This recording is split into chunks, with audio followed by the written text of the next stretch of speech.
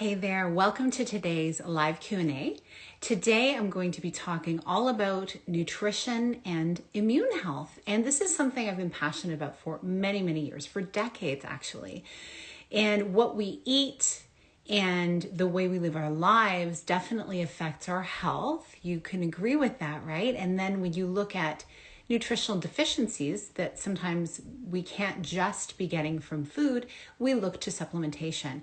And supplementation has been something that I've been really passionate about for many years because I've seen the impacts of it in my life, the lives of my loved ones, and many people who are in my midst who have started to take control of their own health in terms of the way they are treating their body on a daily basis. So when we think about immune health, it is the strength of our whole system to be able to live in the world and not get taken out by a lot of illnesses.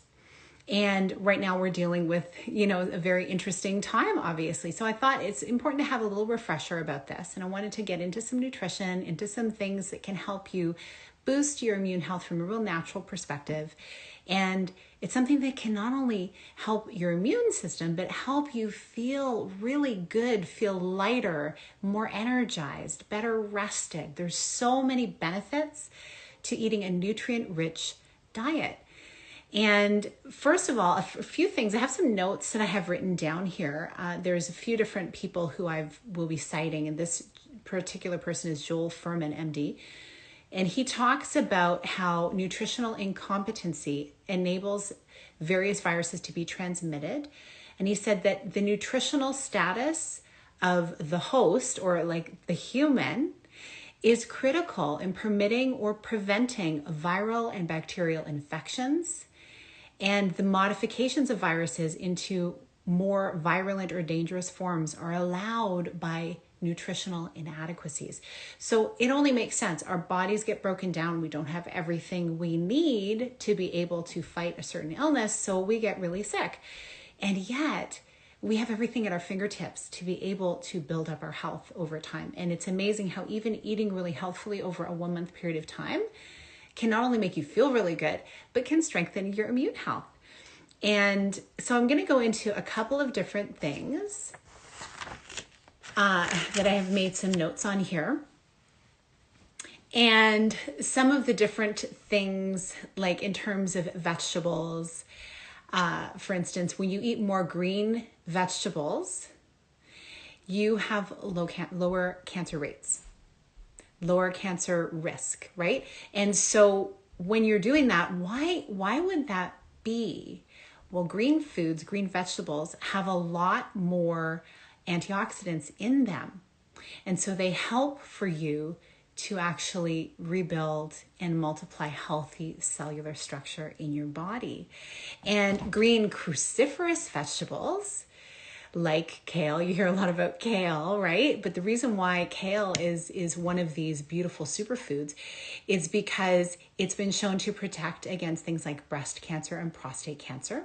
And recent studies show that there are compounds in these cruciferous foods that enable interferon responsiveness, which serves as a potent stimulator to attack microbes such as viruses and antibiotic-resistant bacteria. That's pretty great, and it comes from the earth. So, and there's many ways for you to incorporate these types of food into your life. One of the ways I love having kale is in a smoothie, and you can also be adding some of these things into soups and stews. And here's the interesting thing about kale particularly, and many cruciferous vegetables, is they are more powerful when they're completely pulverized, like in a smoothie, or if they're cooked. The nutrients are kind of released that way. And if you make a kale salad, for instance, you want to be like massaging it and getting all of those compounds out so that it's better and more easily digested by your body. I never had known this, but of course, talking to people who are, making sure that they are eating healthfully, they're doing this. And hello, the Tenacious Rose. I'm so happy you're here. It's so nice to see you, Kimberly. You love it in soup. I agree. Soup, it's so wonderful. And my husband, being of Portuguese descent, growing up, or being born until he was 3 anyway, in the Azores, his mother would make something called Well, we refer to it as spinach soup, but really it's chard that they would use in this soup, and they'd use white beans with it and garlic and onions and, you know, all the beautiful Portuguese spices. And it's just so nourishing. Sometimes they put in a little bit of pasta if you wanted to. And it's just so delicious. And there's something like, if you've ever been sick or something, and then you've heard, ooh, chicken soup just feels so soothing. Well, this spinach soup does it for me. And I can make it anytime I want. So that's a beautiful thing. And so the cabbage helping to also, they say cabbage and the breast cancer gene, high consumption of Chinese cabbage, bok choy, and turnips had a strong protective effect in women with a gene for breast cancer. So that's pretty cool too, right? Like there's things that we can be eating and incorporating into our lives from a natural perspective that can be protecting our health and helping us feel really energized to go out and live an amazing life. We also talk about, as I mentioned earlier, cruciferous vegetables lower the risk of cancer. Eating a vegetable-based diet, not a grain-based diet, right? Because we talk about carbs and everybody's like, oh no, no carbs, no carbs. And vegetables are carbs. But carbohydrates, it depends on what kind we're talking about here. They say that when you're eating a vegetable-based diet, there's a 57% reduction in colon cancer occurrence. And I love that. So greens really do prevent and resolve things like cervical dysplasia, ordinary warts, larynx, papillomas. Like there's so many things that, you know, maybe we don't even know these are things that can affect our health, right? But it's really, really important that we're getting this important stuff in our body to help build up our cellular structure. And antioxidants have kind of response elements in them.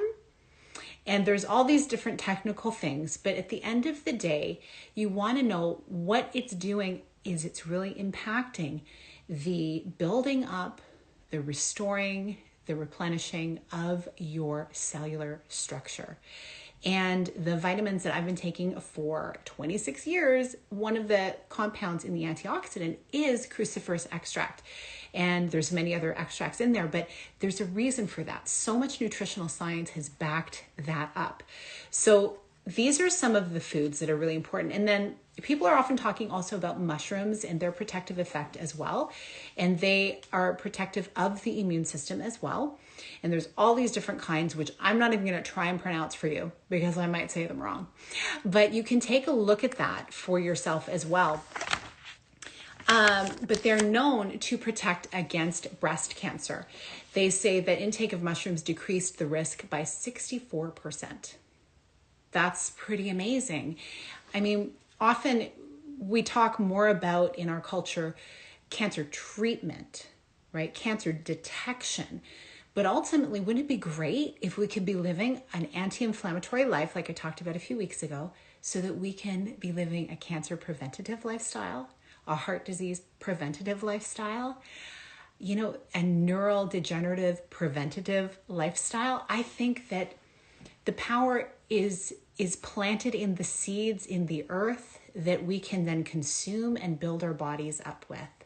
And fortunately, we have more information now than ever before to know what to eat and how to protect our beautiful, miraculous bodies by giving them what they need. I want to tell you one more thing about onions. Okay, I love putting onions. I love to put them in my salad, and I like to slice them up and throw them into stir fries. I like to put them in soups, especially. I'll start off with like a soup or a stew, and I'll like caramelize the onions and some garlic in there. And when we talk about onions, even, they have shown a 56% reduction of colon cancer, 73% reduction of ovarian cancer. Like it goes into all the different kinds. And really, let's face it, all of these things are dealing with different parts of our body. But when we eat, the food that we ingest goes everywhere because it circulates first through our gut, and then what we need goes into our bloodstream, and it fuels everything. And oh, I love that. Your kids love to eat raw onions. I would do that, but the raw onions really stay with me. So even in salads, I'd love to put them in there, but I have to have them with a combination of different things. But I think it's amazing. They're so like antibacterial, antimicrobial as well. But there's so much beautiful anti-inflammatory properties in the onions. And in my life, I lost my sister to cancer, but really at the end of the day, when I think about it, and it may be very controversial for me to say this, but truly, I know that she had gotten diagnosed with cancer, but the way that she treated it was with one dose of chemotherapy. And after 4 days of it, she went into septic shock and went on a ventilator, was unconscious, right? Like they put her on a ventilator. And after that time, they did take her off, but basically that's when she passed away. And so I think all of these things happened to her after that particular treatment. And I think, it's interesting because when you flood your system with a lot of chemicals, a lot of toxic chemicals, yes, we want to fight off these cancer cells, but really I think, in my opinion, and how I want to build up the body to be able to personally fight disease is by actually giving it what it needs so it can be strong. And I've been talking a lot about many other factors that affect our health, our sleep cycles, also thinking about mental health, what we're feeding our mind. All of this stuff is interconnected. There's just so much at play here. And why I'm so passionate about natural health, about nutritional wellness and cyclical self-care and soul-driven connection to really tune into what is true for you. I think it's so important because, again, you know you best. You know how you're feeling best. And we have to look back to how did people thrive before modern medicine came about. And people may say, well, people didn't have a longer life expectancy at that point, but there were so many things we didn't understand, right? Basic sanitation and cleanliness and all that kind of stuff. But one thing we did have right is we were eating from the earth. And I think there's so many people, and I'm so grateful for them, who I see really passionately improving the way they're eating and the way they're raising their kids to eat. And thank you for these comments. They're beautiful. I really appreciate you. We have it within us to do this. And we don't have to look outside of ourselves to look for something to just, a quick fix to our health and protect ourselves. Our bodies were designed to be able to protect themselves. And if you've noticed some of my recent posts, some of the data is coming out now, how people's health have fared with degenerative disease over the last year. Those numbers and statistics are coming out. They've come out in the US, and I actually have yet to post some from Canada, but I'm sure they'll be very, very similar, because the way we've had a lot of extra stress, many people have been moving way less than they normally would be, or if they needed to already be moving their bodies more, they're moving less because they're staying at home, and there's stress eating, mental health challenges that are even more stimulated because of the emotional environment we're in. And also, when we are getting DoorDash every day or whatever the case, you're not maybe necessarily going to reach for all of the super healthy things, right? When everything we need is at our farmer's market, is at our co-op, I go to a place called Goodness Me Food Market, and they have beautiful organic produce, and I'm very grateful that I'm able to shop there. I know that privilege definitely plays a part in that, in me being able to get certain things. However, wherever you are, start with real food. Whatever kind you can get, whatever you can afford, that is the important thing to do, because it's going to start building up your body, and you're not going to be putting foods into you that actually are going to start working against your body's health. And this is just, I wanted to do a very quick Q&A here today about, well, really, what what is the difference, right? How does food work? How does nutrition work? And I go into so much more detail in my online programs and in my private coaching. But I want to encourage you, the answer lies on your plate. That's part of it. And then also with activity, there's current statistics coming out now that people who are healing more quickly and who had better outcomes with the current situation we're in were people who had more muscle mass, they were more physically active, they were not, didn't suffer from some of the lifestyle illnesses that are so prevalent. So it only stands to reason, if you're already experiencing lifestyle illnesses, any other kind of event that comes along that may be infectious or whatever, like it can impact you in an even greater way. So I want to encourage you, really do an audit. What's in your fridge? What is in your pantry? What is your go-to food when you're feeling down and when you're feeling stressed? And let's think about this. Let's start swapping some things out. Let's start adding some real foods. Start with your very favorite fruits and vegetables to snack on. I was joking that I was snacking a lot the last year and a half on cabbage, red cabbage especially. And it's still just a lovely treat for me. But here it is, a beautiful cruciferous vegetable that is so anti-inflammatory and protective. And you can dip it in beautiful hummus. You can do whatever you want, but there are so many different things you can do in order to elevate your health just from your very own kitchen. And so I want to empower you to do that. And if you have questions, please send me a message, direct message me, or if you're listening to this on the podcast, you can send a message to info@sheilabatello.com. I'm really grateful to be able to share this information, and I'm also grateful to hear about new friends who are implementing some of these things, feeling better, feeling more empowered in their health and their wellness, knowing that they don't have to wait, and they don't have to wait for someone to fix them or tell them what to do. They can actually start making beautiful moves to elevate their health today. So I leave that with you now. And of course, with everything, with your health, make sure you're partnering with your health practitioners, the people that you trust to guide you.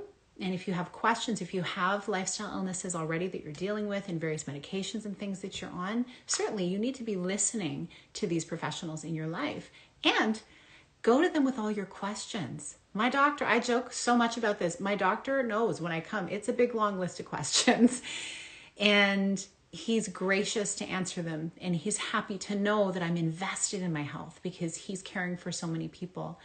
So we can take charge of our health by saying, hey, it's on me.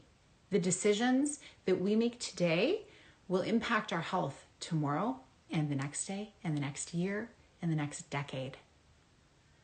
And I'm with you on this journey, and I want to just give you some hope that tomorrow can be better than today. So I hope that you're having a good day. I hope this landed well with you. I'd love to hear what resonated for you. What have you heard? What have you tried? And how do you like to have your kale? Or are you like, oh, no kale? Hey, I can tell you some beautiful ways to make kale very palatable, and your body will thank you for it. Have yourself a wonderful weekend, and I look forward to connecting with you again soon on one of these Q&As. And thank you for being here. All the best to you.